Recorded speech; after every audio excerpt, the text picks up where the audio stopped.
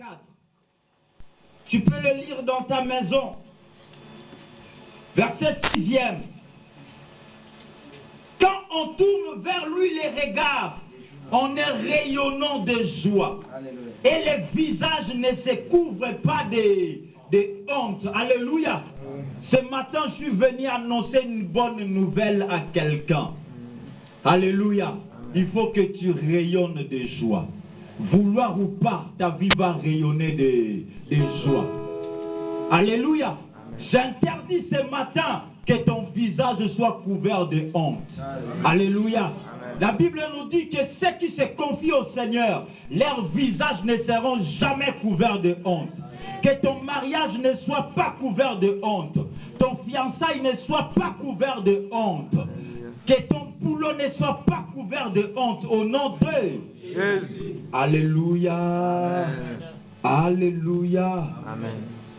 La Bible nous dit dans le livre d'Ésaïe, quand je lis Ésaïe chapitre 8, au 18e verset, la Bible nous dit: les ténèbres ne régneront pas toujours. Alléluia. Dans ta vie, il y a de ténèbres. Laisse-moi te dire que les ténèbres ne régneront pas toujours. Il faut que la lumière jaillisse. Il faut que la lumière rayonne. Il faut que la lumière brille. Pourquoi la lumière va briller? Parce que le Jésus qui est dans ton cœur, il est l'étoile brillante du matin. Amen. Alléluia. Amen. Jésus est l'étoile. L'étoile brille. Alléluia. Amen. Et l'étoile est dans ton cœur.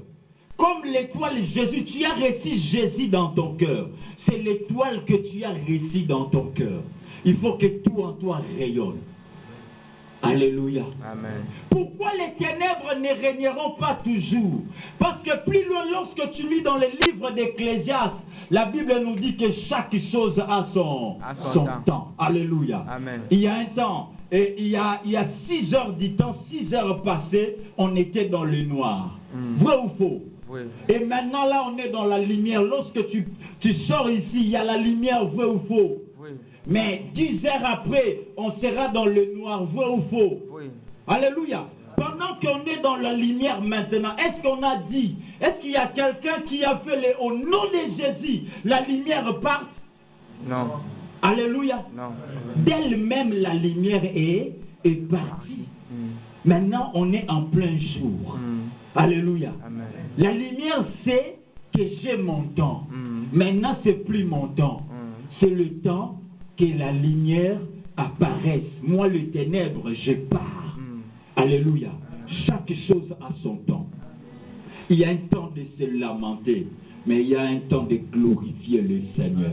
Il y a un temps du célibat, il y a un temps pour le mariage. Il y a un temps d'angoisse, mais il y a un temps pour la consolation. Il y a un temps de chômage, il y a un temps pour le boulot. Il y a un temps pour le malheur, il y a un temps pour la consolation. J'annonce à quelqu'un ce matin, le Seigneur te consolera. Alléluia. Amen. Ne pleure pas, ne te lamente pas, ne t'agite pas, parce que le Seigneur te connaît. Alléluia. Amen. Le Seigneur n'abandonne pas tous ceux qui se confient en lui. Amen. Parce que tous ceux qui se confient en lui sont entre ses mains. Alléluia. Amen. Le 6e secret, on nous dit dans le livre de Job chapitre 22, chapitre Job 22, verset 29.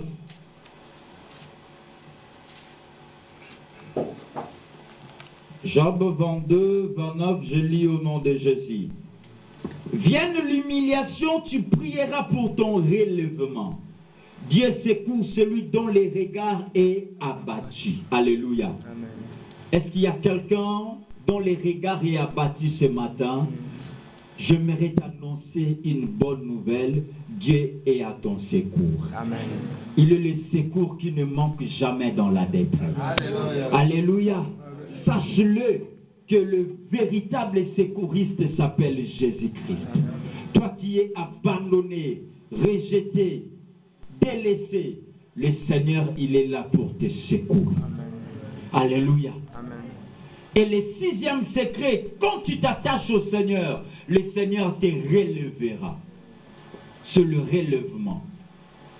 Laisse-moi te dire, il y a un secret ici, Eliphaz dit à Job, que lorsque l'humiliation vient, Job, mon ami Job, je sais que tu es humilié. Je sais que les gens parlent du mal de toi. Job, pendant l'humiliation, tu prieras. Il faut prier. Quand tu prieras, tu verras qu'il y aura le relèvement. Alléluia. Amen. Le secret du relèvement, c'est la prière.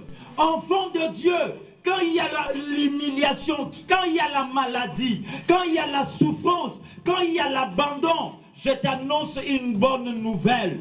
Prie au Seigneur. Alléluia. Amen. Jette tes regards au Seigneur. Invoque-lui. Il te répondra. Alléluia. Amen. La Bible nous dit, invoque-moi au jour de la détresse. Alléluia. Je te répondrai. Et tu me glorifieras. Alléluia. Et plus loin, la Bible nous dit, invoque-moi. Je te répondrai et je te montrerai des choses cachées. Des choses que tu ne connais pas. Il y a certaines choses dans ta vie que tu ne connais pas. Tu ne sais pas, est-ce que tu vas chuter en Allemagne ou tu vas chuter en Espagne? Tu ne sais pas jusqu'à présent. Mais laisse-moi te dire que lorsque tu t'attaches au Seigneur par la prière, le Seigneur t'orientera. Alléluia. Quand vienne l'humiliation, tu prieras et le Seigneur te relèvera. Alléluia. Alléluia. Le Seigneur va te relever. Tu vois que tu es fini.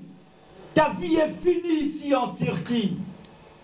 Tu te dis, il n'y a rien à espérer. J'aimerais te dire que le Seigneur va te relever pour que vous continuiez encore la marche. Amen. Alléluia.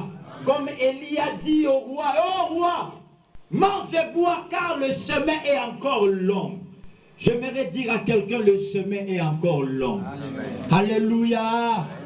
Parce que Jérémie nous dit que les bontés de l'Éternel ne sont pas épuisées. Elles se renouvellent chaque matin. Alléluia.